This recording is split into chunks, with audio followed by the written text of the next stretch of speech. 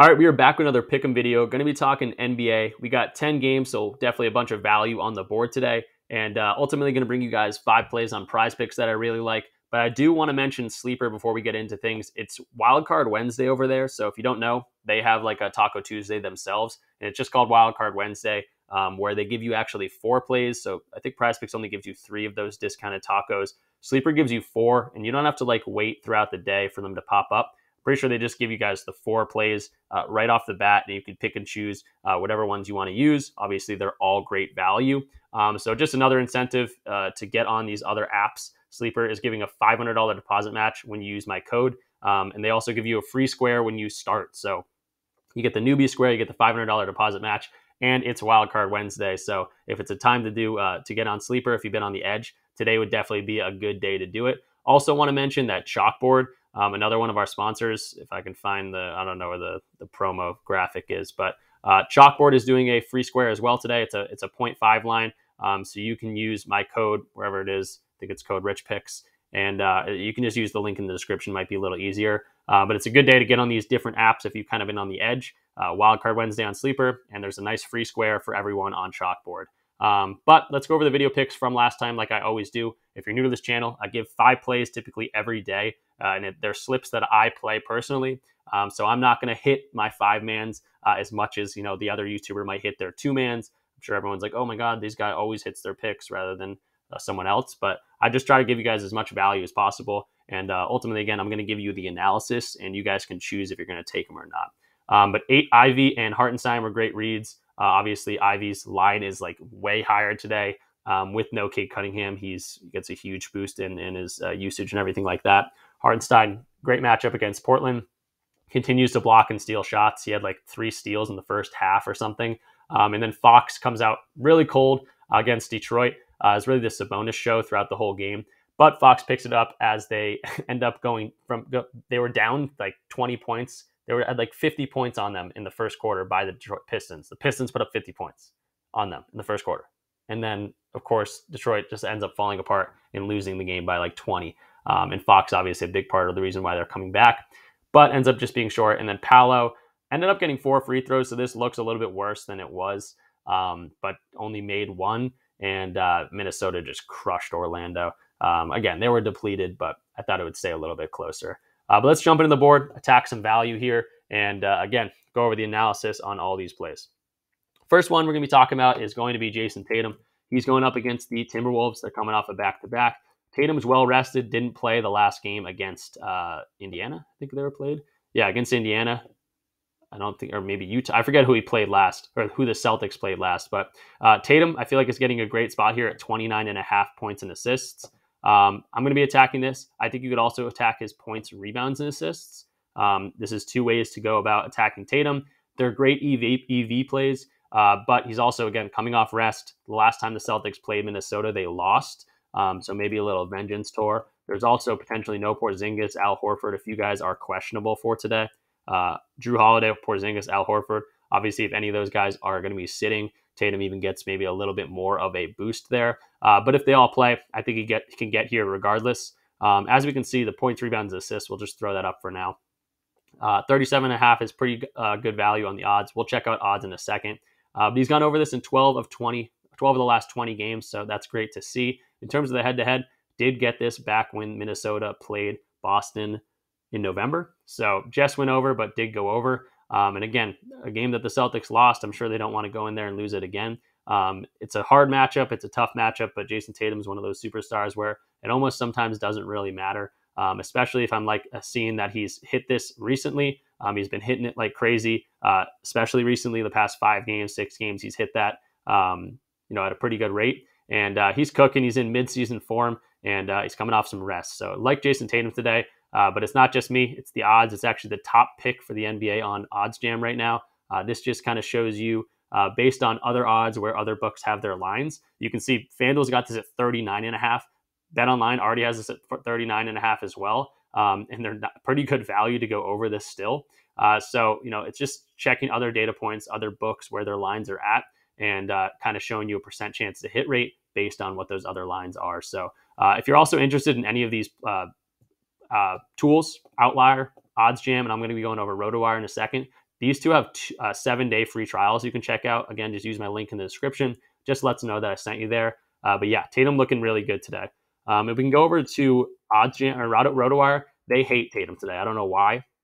Oh no, okay, they updated. Before this was like maybe it was a glitch, but they had him way under his projection. But we do see the 37.5 is popping up as probably the best play. Again, 29.5 points and assists. Obviously, Tatum can get that in points alone. But RotoWire is projecting the over on this as well. So maybe the points, rebounds, and assists with the more data points is the way to go on this one. But yeah, really liking Tatum in this spot. Everything looking really solid. And again, coming off some rest, didn't play last game. So I think he should be ready to go. The next game we're going to be attacking is going to be the Pacers. We're going to be going to two guys in this one.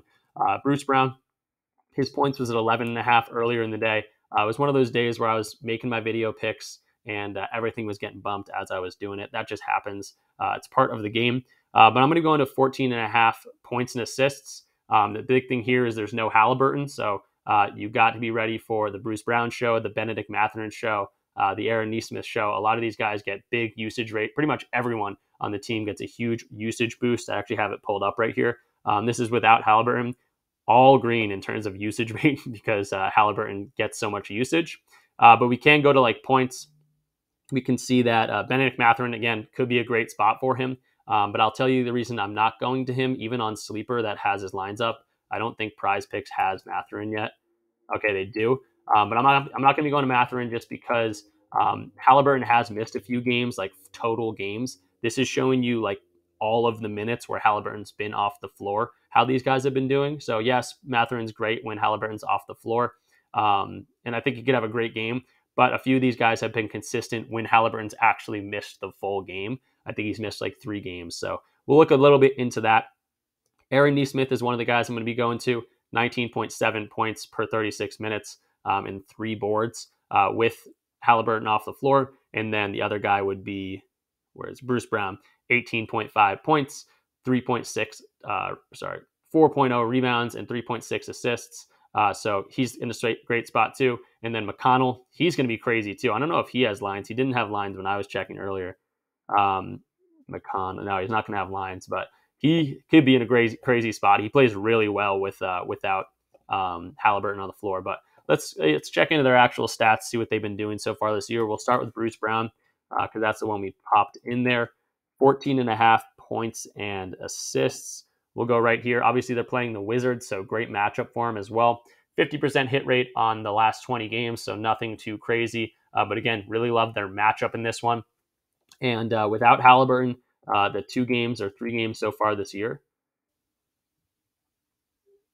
Well, not head-to-head, 2023. The 2 games he's played, or 3 games, I guess, this year, they got absolutely crushed by Boston. That's not going to happen against the Wizards.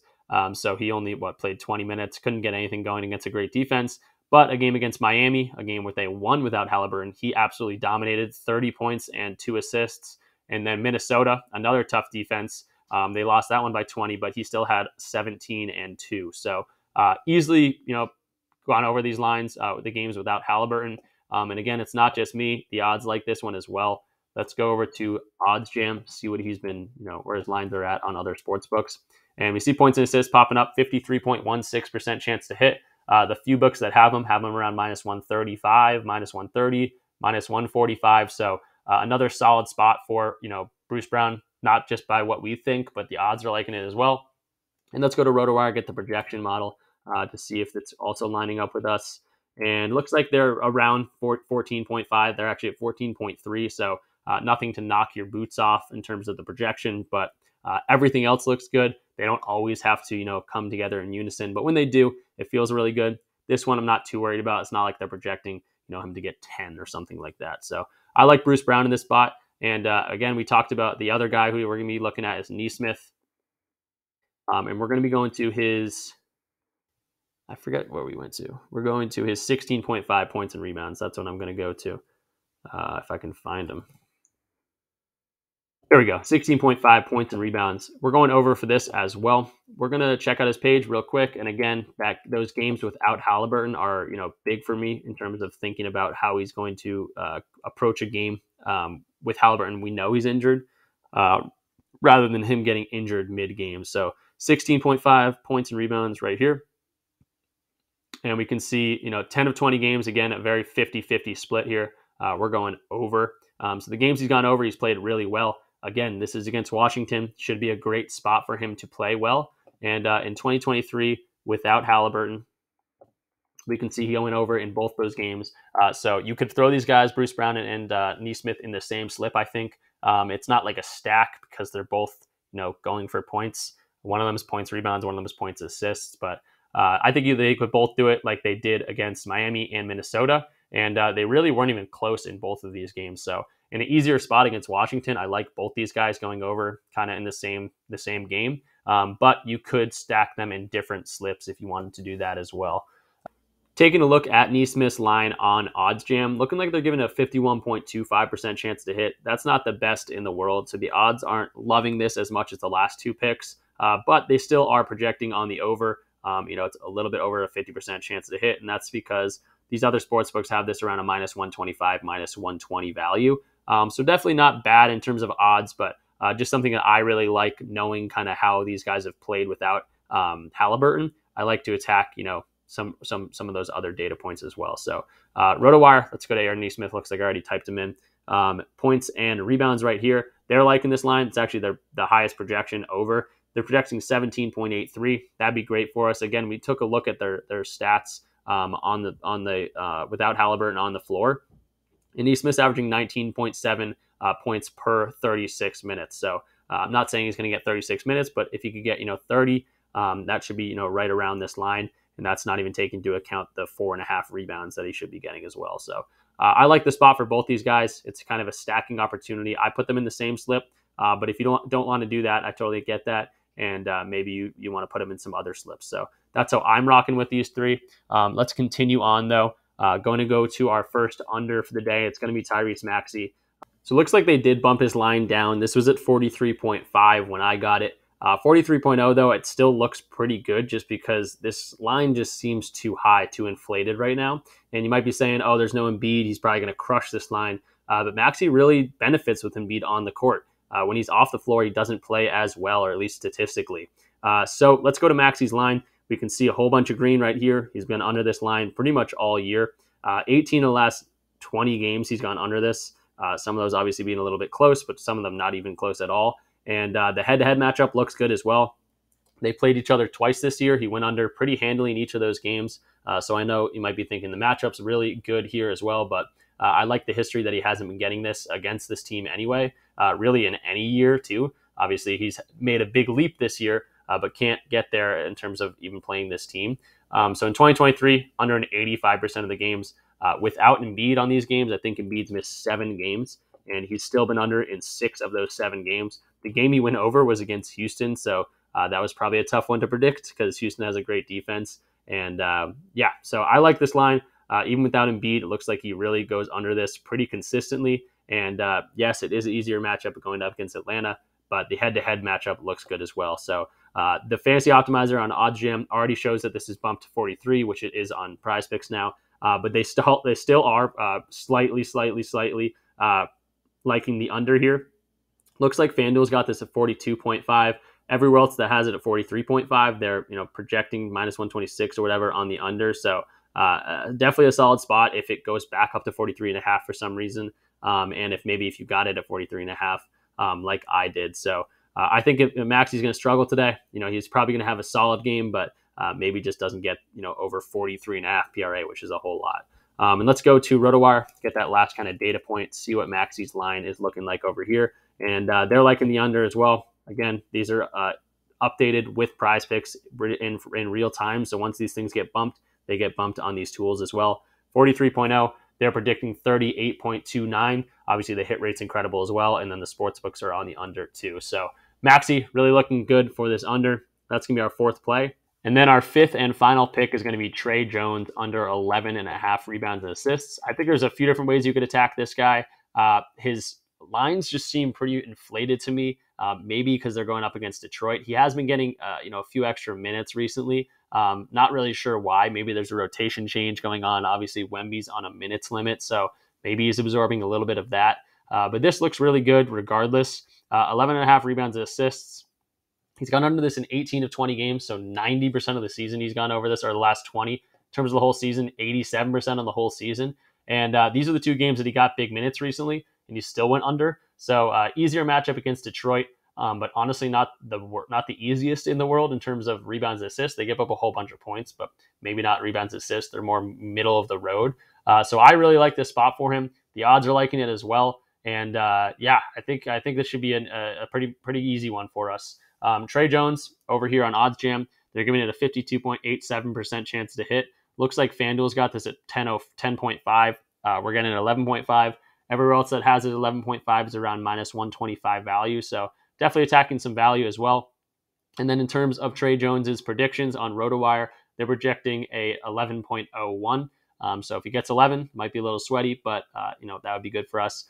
He could also just get 5 or 6 or whatever he's been doing kind of all year. So I like this Trey Jones spot for him. Again, the hit rate's ridiculous, and all those other data points are looking really good as well. So those are going to be the 5 plays we're rocking with today. Again, we went over the analysis, why we're taking each one, but ultimately it's your decision if you want to go ahead and take it. Hopefully you got some value. At least you like one of these plays. I'm liking all of them. I have them in this slip. It's a slip I've actually played, all 5 of these guys. So you can go ahead, put it in if you want, tail it. Let me know in the comments if you like one of these picks, don't like one of these picks, whatever it might be. And also, again, want to shout out Sleeper guys. They are doing Wildcard Wednesday today. It's every week. It's like Taco Tuesday, but just on Sleeper. And not only that, you get the $500 deposit match if you use my code. You also get a newbie free square. So go ahead and check out Sleeper. Today would be a good day to do it. You want to take advantage of all these promotions that all these different platforms are giving us. While I'm on the topic of it, Chalkboard, again, I don't know why I can't find their promotion thing, but if you use code RichPicks on Chalkboard, you'll get a 100% deposit match there. And they have a free square on Anthony Edwards today, throughout the day. I think his line's at 0.5. So I'm pretty sure he'll get that. But yeah, go ahead and check my links. It helps me out as a creator. And really liking today. Great board. And yeah, I'll see you guys later. Peace out.